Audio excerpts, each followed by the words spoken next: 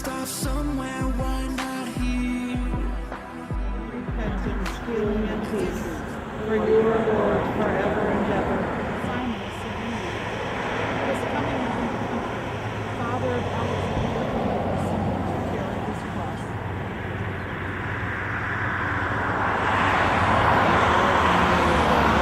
My name is Shirley Joslin. So we're here to pray for those mothers that are choosing to have an abortion today, and praying that they would choose life for their babies.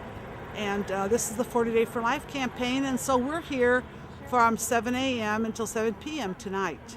And I'm just here joining in other folks from the area that have come out to pray with me. Well, I had my first abortion when I was 28. And then 3 years later, I had another. I did not have a close relationship with my mother, never did. So I was divorced at that time and had a child to support, and Catholic, sending him to Catholic school. And I'm like, I finally had gotten a good job, and if I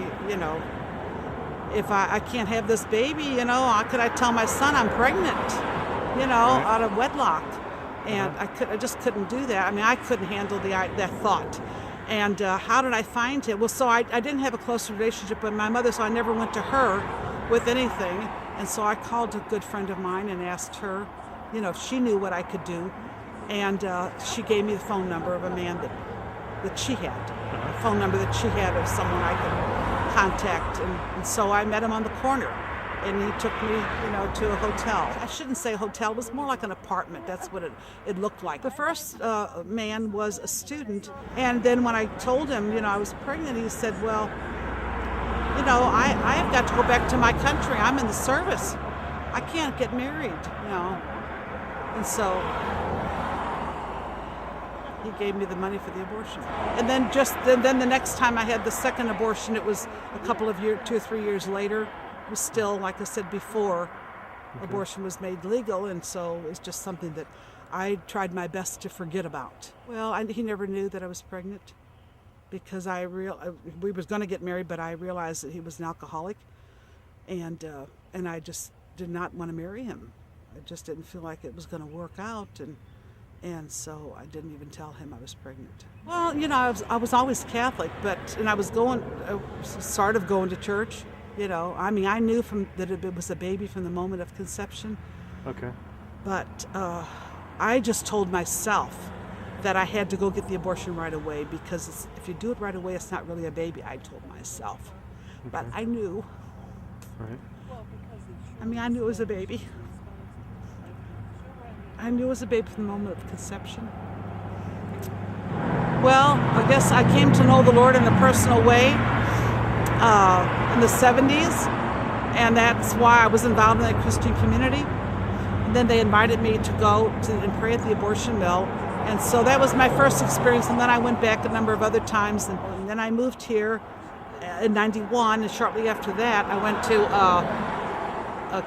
it was called Crisis Pregnancy Center at that time, and they had a class called Forgiven and Set Free, a book that we use as a workbook, and I worked through the pain of having those abortions.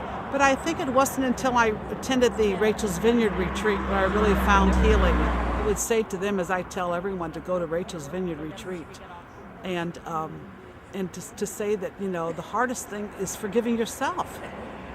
God forgave me. I confessed that sin every time I went to confession for 25 years. So I moved to Roanoke, and finally the priest said to me, you cannot keep confessing the sin. God forgave you the first time. You need to forgive yourself, and you can't keep confessing this. I said, well, I just struggle with forgiving myself. Anyway, that's what I would tell them. They need to seek counsel with the priest. They need to go to confession and seek out a Rachel's Vineyard retreat. I would tell them it's a baby inside the womb, and that 9 months of carrying that baby is nothing compared to the years that they would go through the rest of their life in the torment and the suffering of knowing they killed their own baby. So if they can live, you can much better live with adoption than abortion. It's very painful. It's just, it tears me up. It just very, very painful seeing those women walk in there knowing that this is ruining their life, and knowing how much pain that they're going to suffer in their future. Oh, it's been very gut-wrenching for me to be here. Now, on their billboard it says, this Sunday, what if there was a revival? So what do you think would happen if there was a revival with regard to this abortion clinic and abortion clinics around the world, if there actually was a revival, which is what he's preaching on this Sunday? Oh, well, I should go hear that sermon. What do I think would happen? I think that these people would all, if they all came to know the Lord and know that, this is not in God's plan for them to be working at a place where they're taking his children, I think these places would be closed.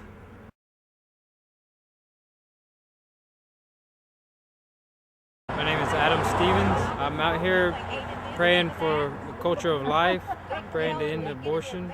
I believe about 2 years ago, someone from church told me they were praying out here, and I came out on a Saturday morning the first time, and it was the day that they performed the abortion, so it was really intense my first time. And I just really felt the presence of God out here, and I felt it was God's will for us to be out here praying, and I've been doing it for the last 2 years. It's been a blessing. It's a blessing. We've saved at least one child that we know of. I think more can be attributed, but their numbers are dwindling in there as far as I've heard. But out here, it's just, I just feel God's presence. I feel good. I feel it blesses all of my life being out here. At a certain point in my life, I wouldn't have recognized the evil of abortion as I do today, and I just thank God for that grace of seeing that truth. And I heard the teaching of the Catholic Church on abortion, and as soon as I heard it, I knew it was the truth, and that was it for me. Life begins at the moment of conception, and at the moment of conception, God creates the soul, and so the first cell is formed, and also at the same time, God implants a soul, and the soul is created in the image of God, and it's an eternal soul. Scientifically speaking, at the moment of conception, that being has all the DNA that it's ever going to have for its entire life in that first cell, and it begins to grow. So of course it's living, and if something is growing and living, and it's a human being created in the image of God, then it should have the same rights that I have as a human being walking around today. If God brought revival, abortion would be out the door. I mean, there would be no question, and many other things would change if God brought revival. We wouldn't have drug use. Contraception would be out the window. If God brought revival, television wouldn't be full of idle talk and buying and selling so much. People wouldn't have that in their homes. They would be praying to God more, and they would be loving one another more and rejoicing. It would be a great day. I think we've all got to have a revival within our own hearts. We've got to continually be converted, fast and pray. We've got to serve the poor. We've got to have God as the center of our lives, first and foremost, each one of us, and go out and proclaim the gospel of Jesus Christ with our lives. I would say ask God for the grace to come out here. Just pray, Lord, if it's your will for me to pray in front of an abortion clinic, please give me the grace to do so. I want to pray out here. I just don't feel like I can do it on my own. Please give me your grace. And then just set the date, and then just come and come out here and stand. God loves you, and God loves your child, and there is hope, and you are worth it, and your child is worth it. Trust in the Lord, have faith,